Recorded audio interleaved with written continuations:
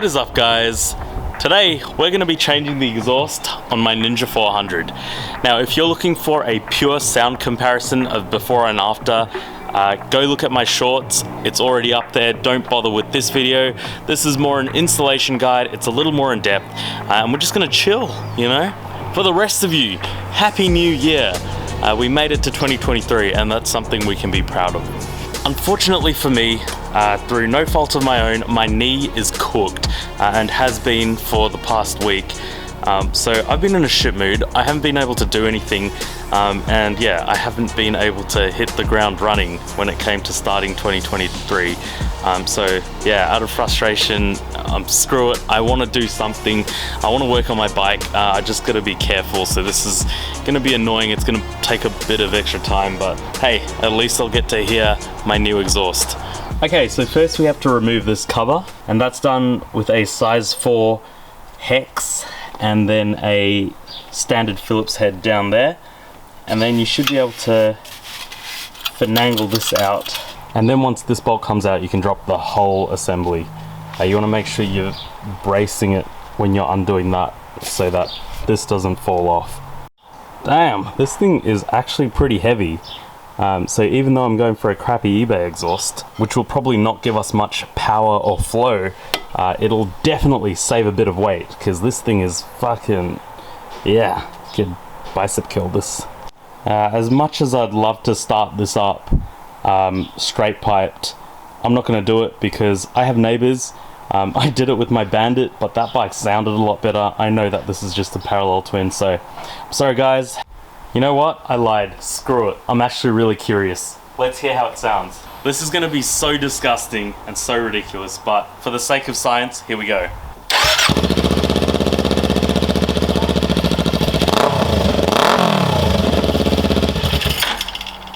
Yeah, that's pretty ridiculous, but to be honest, not as bad as I thought it would be. Definitely quieter than the Bandit 250 straight pipe, and that's probably because this is a modern bike with much stricter emission control, and that catalytic converter is pretty big, so it's not a true straight pipe. Yeah, not bad. Here we have the fake Akrapovic exhaust, which I bought off eBay for about 120 AUD, and it came with the mid pipe required to attach it to the current system. Yeah, it's cheap. It's gonna be really easy to install, I'm hoping. And you could probably definitely get it for cheaper, but I just kind of clicked the first link and didn't want to faff about with fitment issues.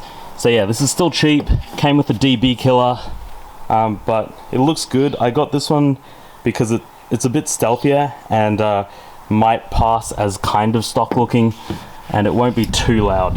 It won't be like an SC Project or an Arrow exhaust, and it's just a slip-on.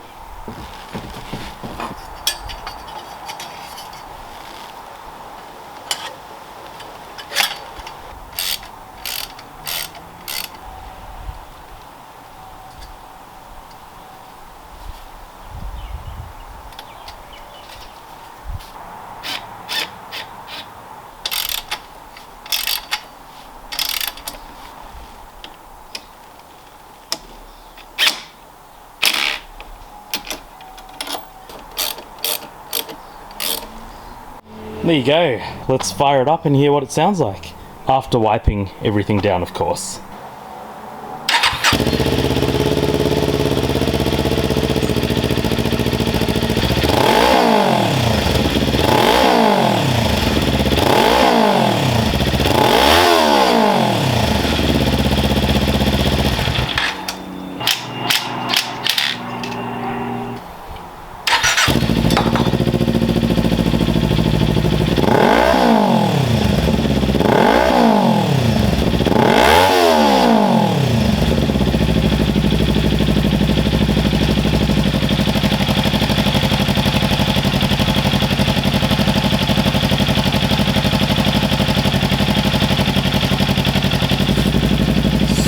So much better without the baffle.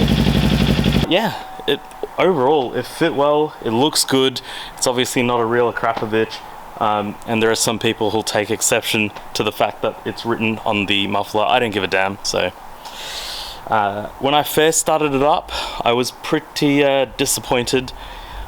I'm not even going to say disappointed because my hopes went high. I was just underwhelmed. I was like, sounded okay, like a bit louder than stock, but it's a parallel twin, so be it. But when the baffle came out, it definitely surpassed my expectations. There is a much deeper, more rumblier tone to the exhaust, and there's no way I can run that with the baffle because it just sounds so much better without one. Initially I was thinking of running the baffle just to avoid getting any police attention, because this bike is now illegal for me to ride, and that is a risk I'm taking. But as a person on their restricted rider's license, I can't modify the bike because that then makes it non-lambs. I'll have to wait a few days because I can't even swing my leg over the bike to go riding it. So yeah, I just kind of have to sit here revving it in my backyard. Aside from the weight saving, the exhaust also looks a lot better now. It's a lot cleaner, a lot smoother, and it's not that gigantic, hideous abomination. Another thing to mention is my heel will not be hitting the muffler anymore because it's obviously a lot smaller. It's a common issue with Kawasaki, but everyone seems to have their heel hitting that exhaust guard over there, which sucks. It doesn't feel comfy. And it's obviously not healthy for either your boot or the exhaust.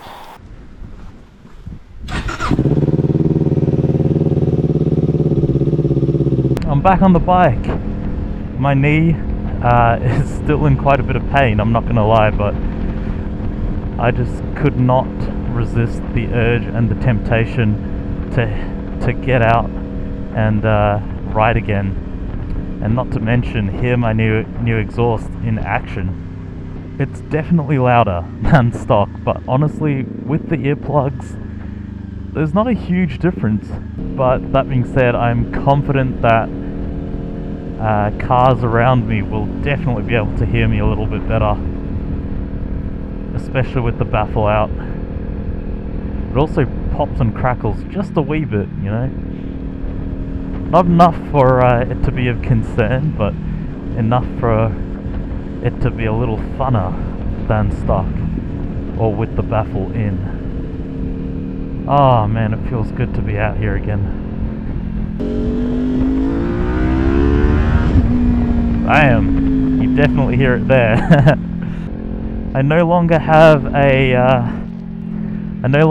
my heel dug into the heat shield of the stock exhaust, which is nice.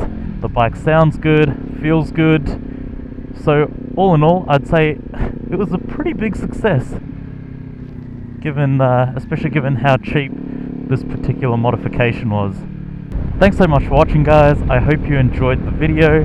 I appreciate all of your support, so please remember to like, comment and subscribe if you haven't already, and I will catch you on the next one.